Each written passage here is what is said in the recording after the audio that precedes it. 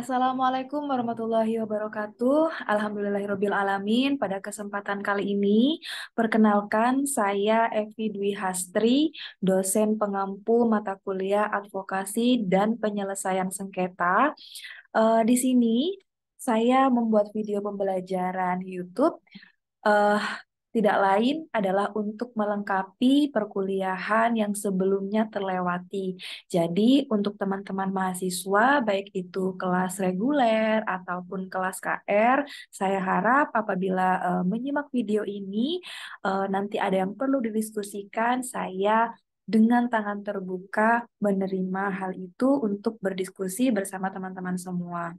Nah, pada kesempatan kali ini ada beberapa materi yang perlu saya sampaikan melalui video pembelajaran ini. Khawatir teman-teman pada perkuliahan yang sebelumnya tidak mengikuti perkuliahan saya di kelas, jadi saya lengkapi menggunakan video pembelajaran seperti ini agar teman-teman lebih mudah untuk mengakses, mengingat kembali selain saya meng-share materi di link yang sudah saya berikan.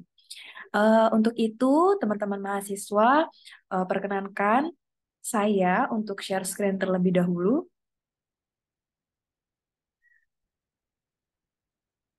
Nah, untuk tema kita, pembahasan kita pada minggu ini adalah suatu tinjauan dasar dari advokasi dan juga penyelesaian sengketa. Nah, kalau kita melihat dari judul mata kuliahnya, ya, untuk teman-teman yang baru mengetahui di teman-teman Fakultas Hukum, jadi sebenarnya mata kuliah advokasi, kemudian advokasi dan penyelesaian sengketa ini mempelajari tentang apa sih? Jadi saya akan mengupas tuntas itu terlebih dahulu, rekan-rekan mahasiswa, sebelum kita membahas hal-hal yang lainnya. Misalnya bagaimana cara untuk melakukan proses penyelesaian sengketa di luar litigasi, gitu ya. Nah, untuk mengawali perkuliahan hari ini, jadi saya ingin mendeskripsikan terlebih dahulu berdasarkan pendapat dari beberapa ahli. Mungkin untuk kata advokasi ini sudah tidak asing lagi didengar di telinga teman-teman mahasiswa Fakultas Hukum khususnya. Jadi untuk lebih jelasnya lagi, saya deskripsikan lagi berdasarkan pendapat dari beberapa ahli seperti John Hopkins, Julie Stirling, dan juga Sistro. Di sini ada tiga pendapat yang saya simpulkan ya. Pendapat dari John Hopkins ya, advokasi adalah usaha untuk mempengaruhi kebijakan publik melalui bermacam-macam bentuk komunikasi persuasif ya. Jadi John Hopkins ini adalah seorang pakar di bidang hukum yang mendefinisikan advokasi ini adalah sebuah kegiatan ataupun sebuah upaya yang dilakukan untuk memenuhi memenuhi kekurangan-kekurangan apabila terjadi kebijakan publik yang tidak sesuai dengan yang diinginkan.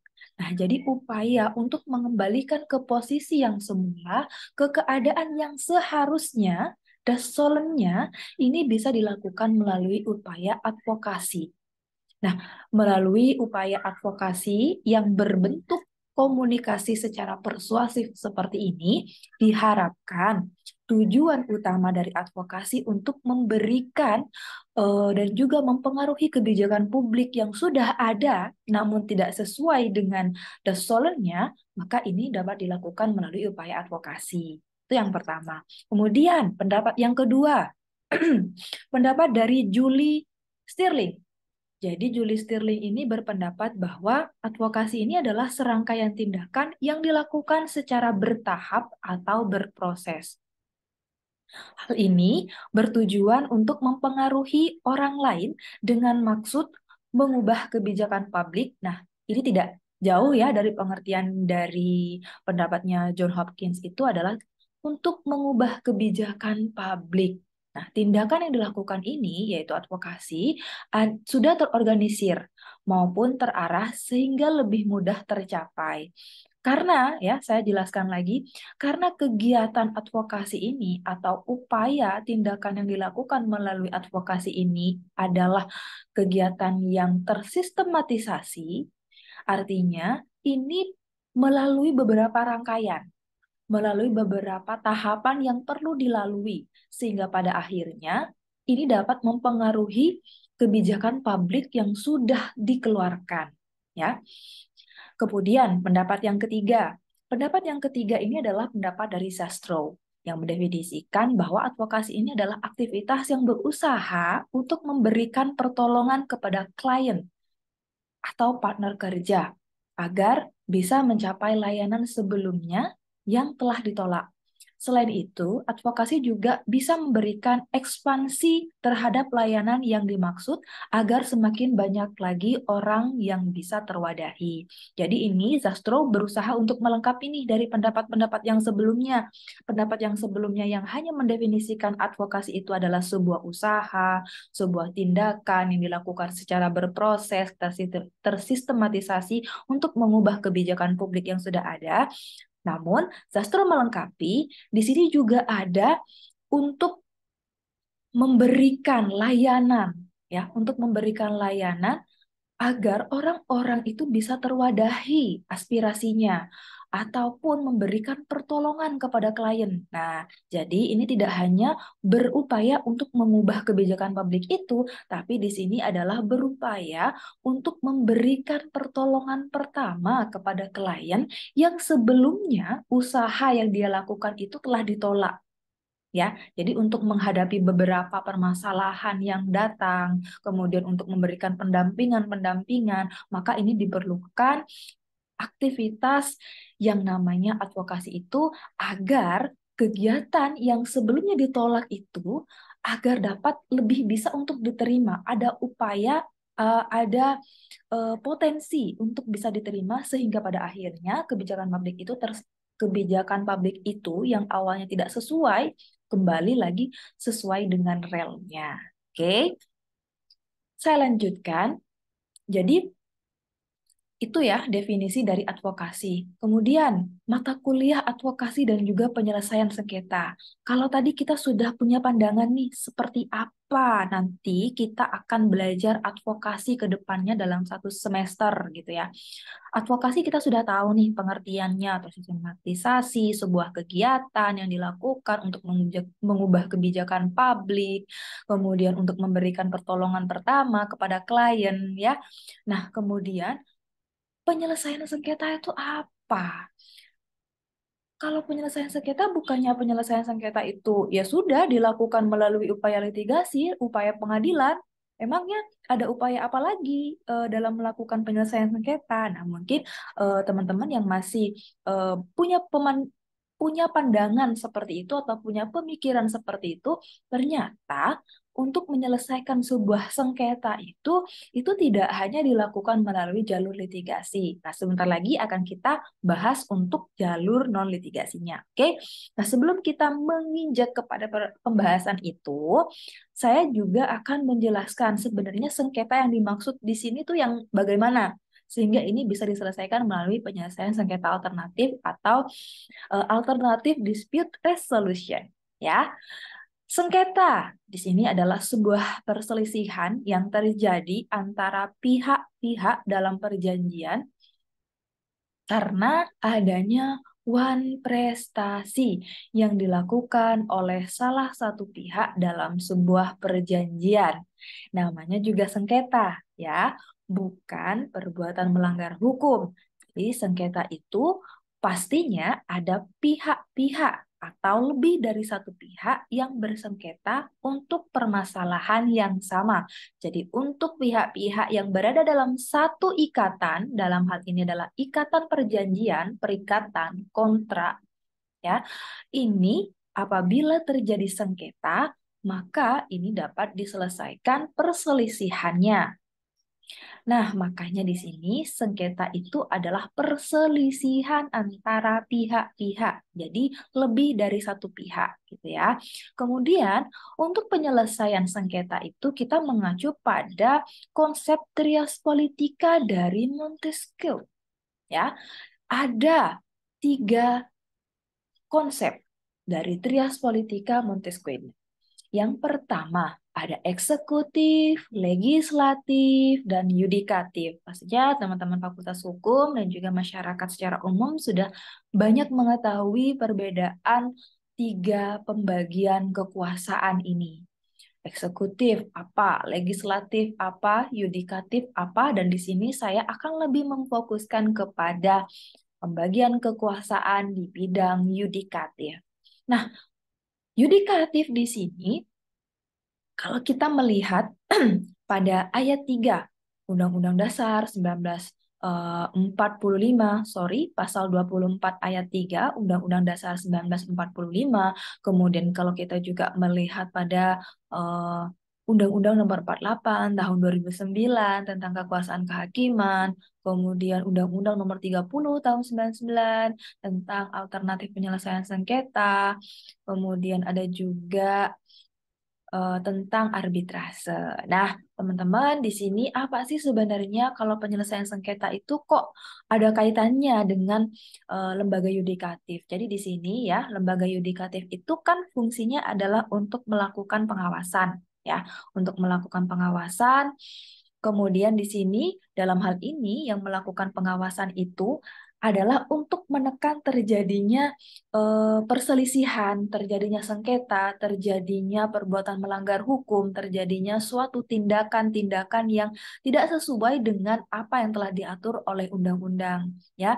Jadi untuk menyelesaikan permasalahan-permasalahan di bidang hukum yang seperti itu, kita membutuhkan yang namanya advokasi, nih ya, yang awalnya itu kebijakan-kebijakan yang katanya misalnya ada sebuah undang-undang yang tidak sesuai dengan konstitusi. Misalnya saya contohkan Undang-Undang Omnibus Law ya kemarin yang heboh, yang viral, kemudian yang mengalami pro dan kontra hingga saat ini sudah disahkan eh, perpunya ya, peraturan pemerintah pengganti undang-undangnya gitu.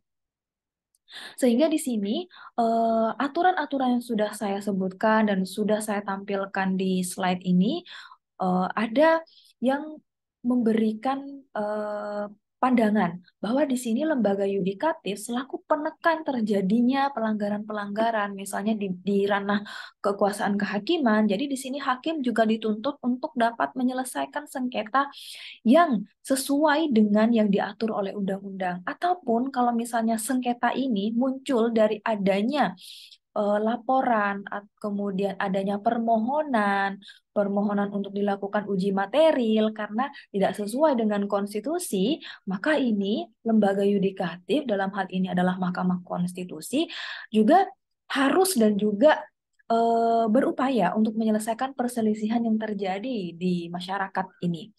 Nah, oleh karena itu, kemudian alternatif penyelesaian sengketa yang terjadi seperti ini, dan ini muncul dari adanya perselisihan dalam suatu perjanjian, maka untuk menekan terjadinya sengketa-sengketa yang seperti ini, maka ini misalnya Undang-Undang Nomor 30 Tahun 99, ya, Undang-Undang Nomor 30 Tahun 99, ini kita lakukan upaya-upaya penyelesaian sengketa di luar pengadilan atau non litigasi. Nah, jadi kaitannya dengan pembagian kekuasaan pada lembaga yudikatif,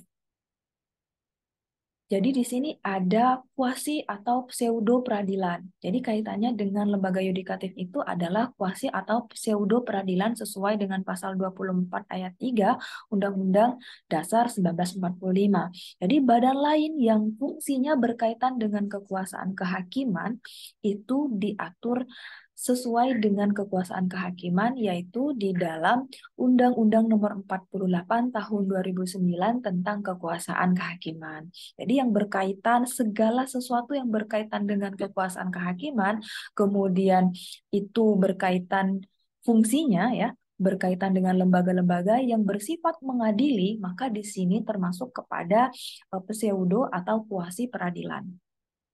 Kemudian, lembaga-lembaga yang bersifat mengadili, bersifat memiliki fungsi yang bersifat campuran misalnya dalam hal ini adalah fungsi regulasi ataupun fungsi administrasi. Dalam hal ini menyelesaikan permasalahan-permasalahan dan juga sengketa-sengketa yang terjadi di masyarakat dan bersifat mengadili ini, maka ini konteksnya adalah penyelesaian sengketa di luar pengadilan misalnya, dan ini diselesaikan melalui pseudo atau kuasi peradilan. Jadi meskipun ini di luar kekuasaan kehakiman, namun ini berkaitan dengan kekuasaan kehakiman tersebut sesuai dengan Undang-Undang Nomor 48 Tahun 2009 tentang kekuasaan kehakiman itu, maka ini termasuk pada ranah yudikatif. Oleh karena itu, lembaga-lembaga yang dimaksud ini seperti apa? Yaitu seperti KPPU, Komisi Pengawas Persaingan Usaha, kemudian ada Komisi Informasi, kemudian ada Bawaslu, Badan Pengawas Pemilihan Umum, ada Ombudsman. Jadi Ombudsman, kemudian Mahkamah Pelayaran, Komisi Penyiaran Indonesia, KPI. Nah, ini adalah lembaga-lembaga yang fungsinya berkaitan dengan kekuasaan kehakiman dan tujuannya adalah untuk menyelesaikan perselisihan ataupun sengketa yang terjadi di bawah lembaga yang mereka naungi. Jadi ada sebelum kita menyelesaikan perselisihan, menyelesaikan sengketa di luar pengadilan, di bawah misalnya di bawah pendampingan dari advokasi itu, kita bisa selesaikan melalui lembaga yang menaungi permasalahan tersebut. Misalnya nih, kalau misalnya ini terkait dengan pelayanan publik, maka ini dapat diselesaikan dalam ranah ombudsman dulu. Jadi sebelum kita menyelesaikan di luar itu, kita bisa melakukan upaya melalui Ombudsman Republik Indonesia gitu. Oke, selanjutnya jadi untuk litigasi dan non-litigasi. Jadi kita bahas dulu dari litigasinya nih. Jadi kalau tadi saya membahas ataupun menjelaskan tentang ruang lingkup ya, ruang lingkup dari perselisihan, kemudian penyelesaian sengketa secara umum. Nah, penyelesaian sengketa itu tidak hanya dilakukan melalui lembaga-lembaga litigasi seperti pengadilan dan juga peradilan. Nah, ini juga dapat dilakukan oleh lembaga-lembaga yang berkaitan dengan kekuasaan kehakiman seperti tadi ada Bawaslu, Ombudsman dan lain sebagainya. Kemudian sekarang kita kembali lagi fokus dulu kepada permasalahan-permasalahan yang dimungkinkan untuk dapat diselesaikan melalui jalur litigasi. Jadi di sini jalur litigasi yang dipilih ya, yang dipilih oleh para pencari keadilan, kemudian oleh masyarakat yang bersengketa ya. Jadi proses penyelesaian sengketa melalui pengadilan ini akan menghasilkan suatu keputusan yang nantinya akan bersifat adversial, yang belum mampu merangkul kepentingan bersama. Oleh karena itu, dapat menghasilkan suatu putusan win-lose solution. Jadi kalau non-litigasi itu menghasilkan keputusan dengan win-win solution, maka penyelesaian melalui jalur litigasi ini adalah win-lose solution. Dengan adanya pihak yang menang, kemudian pihak yang kalah, maka pihak-pihak yang merasa kalah, kemudian mereka itu merasa terintimidasi oleh hasil putusan pengadilan, maka ini mereka akan cenderung untuk merasa tidak puas terhadap hasil tersebut. Sehingga pihak lain ini dapat menimbulkan permasalahan baru di antara pihak yang bersengketa tersebut. Makanya upaya-upaya dalam jalur litigasi ini untuk saat ini dibutuhkan penyelesaiannya. Jadi dibutuhkan untuk win-win solution sehingga tidak muncul permasalahan baru dari hasil putusan yang telah dihasilkan melalui acara di peradilan. Kemudian, penyelesaian sengketa untuk non-litigasi ini adalah penyelesaian sengketa yang dilakukan di luar pengadilan. Sehingga kalau tadi itu hasilnya adalah win-lose solution, untuk penyelesaian sengketa non-litigasi ini adalah win-win solution. Karena penyelesaian sengketa di luar pengadilan atau non-litigasi seperti ini adalah menghasilkan musyawarah di antara kedua belah pihak atau di antara para pihak yang bersengketa. Sehingga keputusan yang dihasilkan ini dapat dijamin kerahasiaannya karena tidak ada kewajiban untuk proses persidangan yang bersifat terbuka, untuk umum atau dapat dipublikasikan hasilnya putusan di portal-portal Mahkamah Agung. Jadi penyelesaian sengketa di luar pengadilan ini kita kenal dengan istilah Alternative Dispute Resolution atau ADR, atau bahasa Indonesianya adalah alternatif penyelesaian sengketa. Jadi upaya-upaya non litigasi ini untuk saat ini sangat dibutuhkan. Tidak hanya untuk percepatan, tapi di sini adalah untuk menghasilkan win-win solution dan untuk mencegah terjadinya permasalahan baru. Nah, kemudian kita bedakan juga baik dalam arti luas, kemudian dalam arti sempit terkait alternatif penyelesaian sengketa. Kalau tadi kita sudah mendefinisikan mulai dari advokasi, kemudian apa itu sengketa, ruang lingkup penyelesaian sengketa, yang dalam hal ini adalah quasi peradilan atau pseudo peradilan, yang sesuai dengan lembaga yudikatif tersebut. Kemudian tadi juga sudah kita membedakan di mana perbedaan antara penyelesaian sengketa melalui jalur litigasi, kemudian penyelesaian sengketa melalui jalur non-litigasi. Untuk saat ini, penyelesaian sengketa atau alternatif penyelesaian sengketa atau ADR, alternatif dispute resolution ini merupakan sebuah lembaga penyelesaian sengketa atau perbedaan pendapat melalui prosedur yang disepakati oleh para pihak. Kembali lagi ya, kalau yang namanya penyelesaian sengketa alternatif ini, pasti kita upayakan untuk mencapai win-win solution itu tadi. Penyelesaian di luar pengadilan dengan cara konsultasi, dengan cara-cara negosiasi, mediasi, konsiliasi, atau penilaian ahli. Jadi ini sesuai dengan ketentuan umum di dalam Undang-Undang Nomor 30 Tahun 99 tentang arbitrase dan alternatif penyelesaian sengketa. Kita lihat di pasal satunya.